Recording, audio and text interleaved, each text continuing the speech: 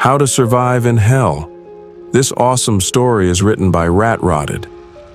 So grab your coffee, sit back, and enjoy the show. Part 3. I have to leave you soon. If I'm to make the most of life on Earth, I'm afraid I'm going to have to skip town. While I've had plenty to keep myself entertained, this body just isn't suitable for a run-in with the police. It's only a matter of time until some nosy neighbor thinks to pick up the phone. With the humidity over the last few days, Mummy and Daddy are already pretty ripe.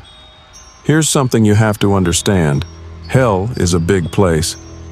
I've given you fair warning about a few of the locations I myself have run into, and that will have to do. Even if I wrote a library's worth of novels solely dedicated to mapping out the distinct locations within DIS, I still couldn't tell you everything about the city. What I can do is give you a bit of information about some of the damned. The Slaughterman. Take a moment to think about all the celebrities you know. How many of them do you reckon would do well in DIS? Not many, I'll wager. Perhaps none. Fame and fortune on Earth doesn't count for shit when you're dead. Very few people are strong enough, mean enough, and downright psychotic enough to earn a reputation in hell. Those few who have what it takes are people you never want to meet. The Slaughterman is one of hell's legends. A huge, bearded man with filed teeth, bloodshot eyes, and foam on his lips. Rumor has it that the day he first emerged from a birthing sack, he was unlucky enough to land at the feet of a slaver tribe. Well, those tribesmen chuckled to themselves and readied their clubs and whips, only too happy to take some fresh meat captive. Outnumbered 12 to 1, naked, unarmed, and brand new to hell, most people wouldn't stand a chance. If you believe the stories, the Slaughterman shrugged off the clubs battering against him and the whips cutting into his flesh as though they were insect bites. He picked up the first slaver, put his hand into the man's mouth, and pulled his jaw right off his skull. He moved on to another, then another, tearing them apart with his bare hands until the survivors turned and fled. Nobody knows for sure who he was in life. I've heard theories, though, the most popular one being that he was the berserker of Stamford Bridge. Supposedly, a single Viking held up the English army single-handed. It didn't matter that he could never win, that he was outnumbered, that his enemies had better weapons and armor. He stood on that bridge and he fought. By the time he was brought down, he'd killed no less than 40 men.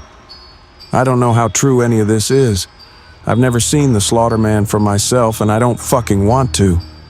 What I can tell you for sure is that people don't become legendary in hell without good reason. I'd guess that the only one who knows the truth is the Slaughterman himself, and he isn't saying anything. Since the day he arrived in hell, he's only spoken once. The fleeing slavers heard it as the Slaughterman tore their tribe apart. Naked, bloody, and surrounded by corpses, the Slaughterman looked up to the storm-racked sky and bellowed a single word. Valhalla! Hellhounds. How about a little story? I wasn't new to hell. I'd made myself some clothes and a wooden club, found shelter, and had a big slab of meat roasting over a campfire. The only thing I didn't have was a tribe. The area I'd been birthed in seemed slummy even for DIS. All half-collapsed hovels and mud huts. Iron was scarce, barely enough to make myself a water bowl. All in all, not a good spot for a tribe. My plan was simple enough. I'd have a decent meal, carve myself a shiv or two in case I lost my club, then find somewhere more or less dry to sleep. After that, I'd set off to look for a tribe. Even the mildest tribal initiations result in a few scars and a broken nose, so I wanted to be as well rested as I could be. Sleep in hell is both vital and dangerous. There's a knack to finding somewhere that's simultaneously sheltered, hidden, and with access to an escape route. Even then, you never get more than a few hours at a time. In hell, the slightest suspicious noise should scare the shit out of you. A low, throaty growl definitely counts as a suspicious noise. I leapt out of my impromptu nest of skins and wood, raised my club, and returned the growl with one of my own. A woman had crept into my building and was staring at me with dilated pupils. She looked to be in a bad way, skinny, naked, and covered in weeping sores. Her lips peeled back to reveal broken and jagged teeth. It took me all of a second to size her up.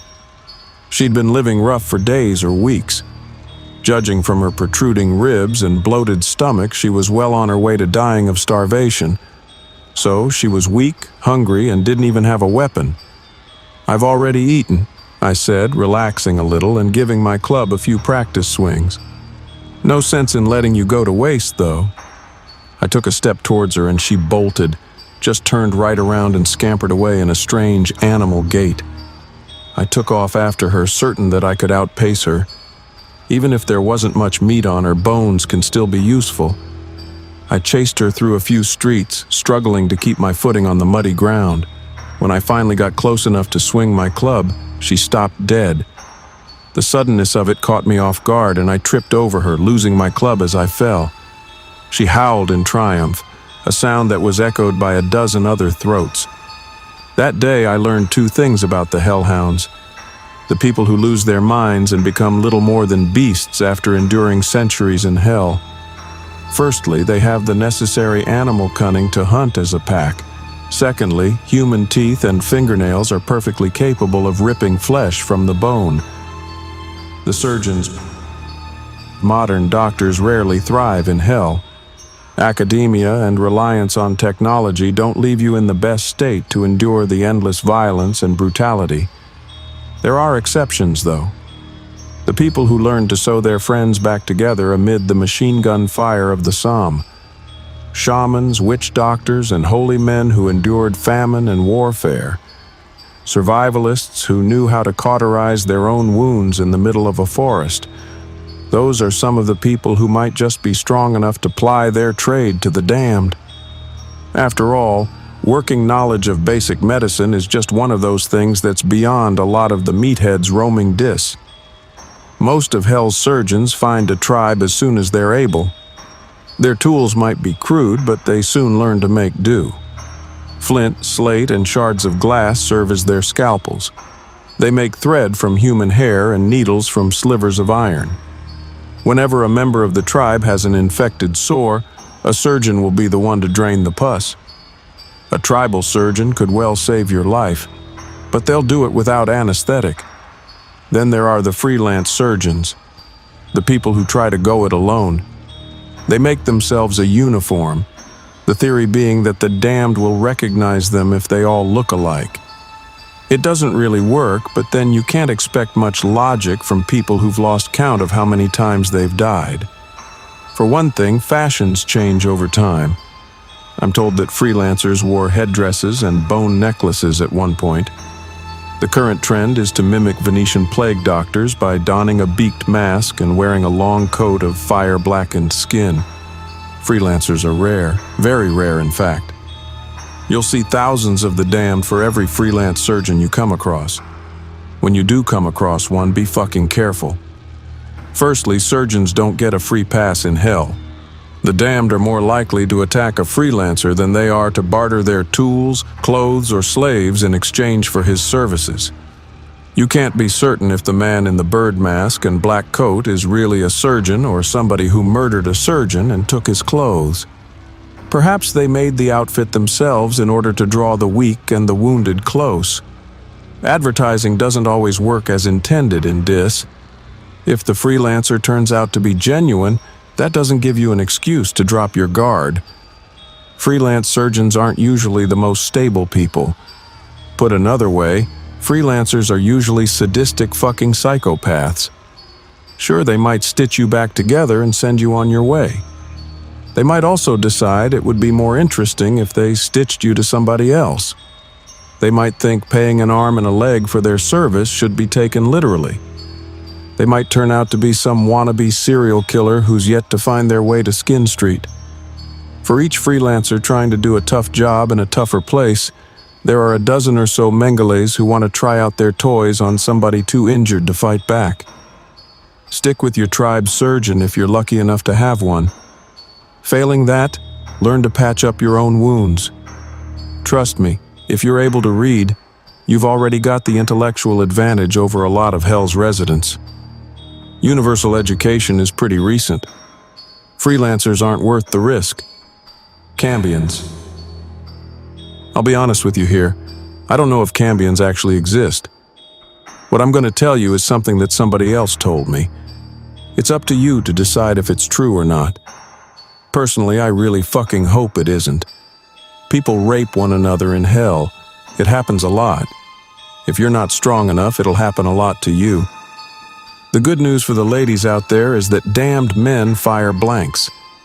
You'll almost never be impregnated. I say almost never because if you believe the stories, there's an incredibly slim chance that a couple of those little swimmers will be awake and looking for an egg. Just to put this in perspective, we're talking conjoined twins levels of unlikeliness here, and that's just conception. The chances of a pregnant woman surviving the full 9 months in hell are probably conjoined triplets levels of unlikely. You're talking about a perfect storm of beating the odds here. But this is eternity. A monkey randomly mashing keys on a typewriter will eventually produce the complete works of Shakespeare if it goes at it for eternity. The result of that perfect storm of those monkeys with their typewriters is a Cambion, a child conceived and born in hell. I'm not saying they exist, okay? I'm saying I've met somebody who swears it's true and that he's seen a Cambion for himself. You see babies in their birthing sacks from time to time. Usually it's just a body. Occasionally you see one drowning. Most of the damned ignore them. They wouldn't survive a day on the streets even if you could afford to devote your full attention to them. Better to leave them be. It's only the really fucked up people who cut through the sacks and... Yeah, I'm not gonna finish that thought. I'm getting sidetracked. So, this Cambion, who may or may not have existed, apparently looked like a normal child. It cried, it shit, and it sucked its mother's tits just like a regular baby would. The mother was part of a tribe, and they'd been able to protect her throughout her pregnancy. Couldn't tell you why. Curiosity, perhaps? When it was born, the whole tribe gathered around to have a look. Among them was the man who told me this story, somebody I'd meet years later and eventually kill. This man cut the baby's cord and lifted it up to his face. Every man in the tribe had raped the mother at one point or another, and he wanted to see if the child looked anything like him. The Cambion looked like a normal child in every way but one. Its eyes were dead, lifeless like a doll's. Sure, the kid was alive. It wriggled and cried like a normal baby. Those eyes were wide open, though, not scrunched closed like a newborn's eyes should be. Wide open, empty, doll's eyes.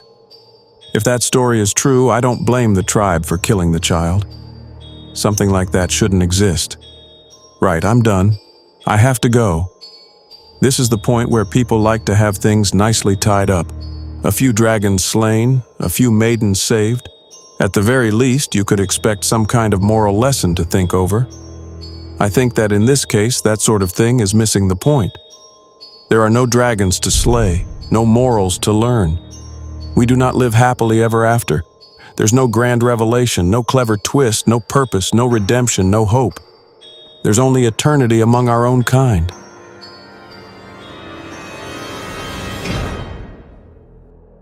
Hey, family.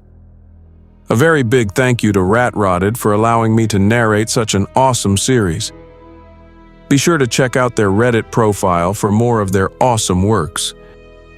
If you would like to support us and make a donation, I'd be very much appreciative. I do have PayPal and a Buy Me a Coffee account. Be sure to also check out our merch store. There are plenty of items and designs to choose from. If you enjoyed this video, then why not check out the next one? Here, on the right-hand side. You can also follow us.